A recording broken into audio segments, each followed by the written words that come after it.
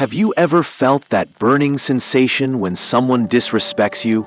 That moment when your heart races, your face gets hot, and every fiber of your being screams, "Fight back"? What if I told you there's a way to become absolutely untouchable? Not through aggression, but through an ancient wisdom that transforms you into someone so centered, so unshakable, that insults bounce off you like arrows off armor.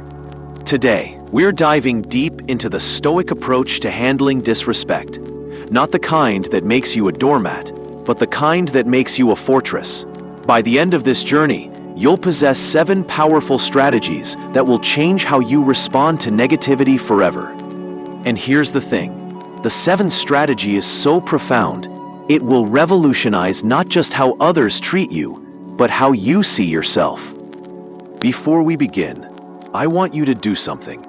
In the comments below, write these words: "I am the master of my reactions." Don't just read it, write it. Because the moment you declare this truth, you've already started building your shield. You've acknowledged that while you can't control others, you have absolute power over your responses. Number 1, the power of the pause. Marcus Aurelius once said, "How much trouble he avoids who does not look to see what his neighbor says or does." The first weapon in your Stoic arsenal is the pause, that sacred space between trigger and response. Think about it. How many times have you said something in anger that you immediately regretted? How many relationships have been damaged by words spoken in the heat of the moment? The truth is, when someone disrespects you, they're offering you a choice. You can either react from emotion or respond from wisdom. The Stoics understood that true strength isn't about having the fastest comeback or the sharpest tongue. It's about having the discipline to stop, breathe, and choose your response consciously. When someone throws verbal poison your way, you don't have to drink it.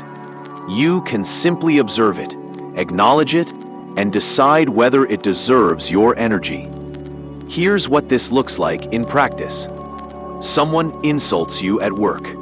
Instead of firing back immediately, you pause. You might say, "I need a moment to process this," or simply remain silent. This isn't weakness, it's strategic. You're refusing to be pulled into their emotional storm. You're staying in control of your own ship while they're drowning in theirs. Remember, the person who can remain calm in the face of provocation holds all the power. They've chosen response over reaction, wisdom over impulse, and that choice transforms everything.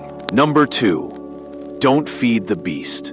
Epictetus taught us that we cannot control what happens to us, but we can control how we respond. The second principle is perhaps the hardest to accept. Some people simply don't want to listen, and trying to convince them is like trying to fill a bucket with no bottom. You've been there. You're in an argument, presenting logical points, showing evidence, speaking calmly and rationally. But the other person isn't listening. They're not interested in understanding. They're interested in being right, in winning, in dominating. They've already closed their mind to anything you might say. The Stoic response? Walk away, not in defeat, but in wisdom. You're not giving up. You're choosing to invest your energy where it can actually make a difference. Some battles simply aren't worth fighting, not because you can't win, but because winning would cost you something more valuable: your peace of mind. This doesn't mean you become passive. It means you become selective. You engage with people who are genuinely interested in dialogue, growth, and mutual respect. You disengage from those who are simply looking for someone to dominate or demean. Think of it this way. If someone is throwing stones at you, you don't have to stand there and catch them. You can simply move out of the way. Sometimes the most powerful response is no response at all. Number 3, the mirror of behavior. Here's a life-changing realization. When someone disrespects you, they're not really telling you who you are. They're showing you who they are. Their behavior is a mirror reflecting their own inner world, their insecurities, their pain, their unresolved issues. Seneca wrote, "Every new beginning comes from some other beginning's end." When you understand that someone's rudeness says nothing about your worth and everything about their inner state, you free yourself from taking their behavior personally. The angry person is showing you their anger. The bitter person is revealing their bitterness. The disrespectful person is displaying their lack of respect, not for you, but for themselves. Happy, fulfilled people don't go around trying to tear others down.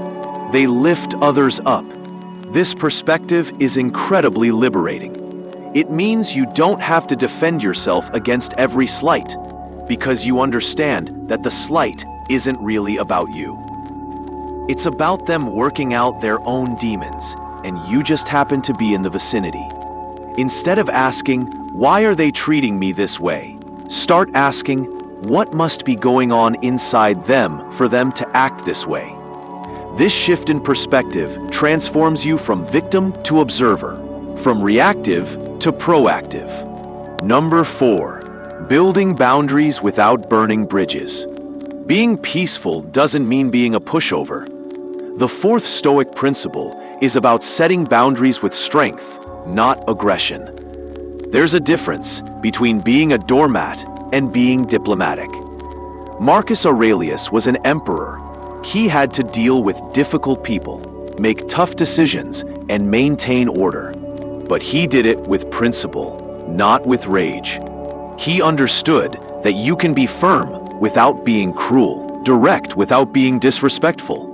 Setting boundaries means saying, "I don't accept being spoken to that way," with the same calm you'd use to say, "I don't drink coffee after 6 p.m. It's a simple statement of fact, not a declaration of war. In practice, this might mean ending a conversation that's become disrespectful, refusing to engage with someone who's being consistently negative, or simply saying, "I disagree," without feeling the need to justify every aspect of your position. The key is consistency. Boundaries only work when they're maintained. If you set a boundary and then let it slide the next time, you're teaching people that your boundaries are negotiable. They're not. Remember, you teach people how to treat you by what you accept. Every time you allow disrespect to slide, you're essentially giving permission for it to continue. Number 5, stop seeking validation. This might be the most difficult principle to internalize, but it's also the most liberating. Your worth doesn't depend on other people's recognition of it. The sun doesn't need permission to shine, and neither do you. Too many people exhaust themselves trying to earn respect from those who have already decided not to give it. They bend over backward, compromise their values, and sacrifice their peace of mind for crumbs of approval. The Stoics call this slavery. Slavery to other people's opinions. Epictetus, who was literally a slave before becoming a philosopher, understood this deeply. He taught that true freedom comes from within, from knowing your own value, regardless of how others perceive you. When you stop seeking validation from others, something magical happens. You start acting from your own sense of integrity rather than from a need to impress. You make decisions based on what's right, not what's popular. You speak your truth, not what you think people want to hear. And paradoxically, when you stop needing respect from others, you often start receiving it. People are drawn to those who are comfortable in their own skin, who don't need constant reassurance, who are secure in their own worth. Number 6, choose your circle wisely. The sixth principle is about environmental design. Just as you wouldn't build a house on quicksand, you shouldn't build your emotional life around people who constantly undermine you. The Stoics believed in surrounding themselves with people who challenged them to be better, not people who brought out their worst qualities. They understood that we become like those we spend the most time with. This doesn't mean cutting off everyone who ever disagrees with you. It means being selective about who gets access to your energy, your thoughts, and your emotional space. Some people are energy givers. They leave you feeling inspired, motivated, and positive. Others are energy drains. They leave you feeling exhausted, negative, and depleted. The wise person learns to distinguish between the two and adjusts their social circle accordingly. This might mean spending less time with chronic complainers, avoiding people who gossip constantly, or distancing yourself from those who seem to thrive on drama. Instead, seek out people who inspire you to be better. Surround yourself with individuals who support your growth, who challenge you intellectually, who respect your boundaries, and who celebrate your successes rather than trying to diminish them. Remember, you're not obligated to accept every invitation to every conflict. You can choose to invest your time and energy in relationships that actually nourish you. Number 7, build your inner fortress. We've reached the final and most important principle, becoming unshakable by building an inner fortress so strong that external circumstances can't penetrate it. This is the ultimate goal of Stoic philosophy, inner peace that doesn't depend on outer conditions. Marcus Aurelius wrote in his personal diary, "Very little is needed to make a happy life. It is all within yourself, in your way of thinking." He understood that true security doesn't come from controlling others or from external validation. It comes from developing an inner strength that no one can take away. Building this inner fortress requires daily practice. The unshakable person doesn't avoid conflict. They simply don't let conflict control them. They respond from a place of calm strength rather than reactive emotion. They make decisions based on their principles, not their impulses. Start building your fortress today. Spend time in quiet reflection. Read books that challenge and inspire you. Practice gratitude for what you have, rather than focusing on what you lack. Develop skills that make you genuinely confident, rather than just appearing confident. Most importantly, remember that respect is earned, not demanded. And the person who respects themselves deeply and consistently will find that others naturally begin to treat them with the same respect. Your transformation starts now.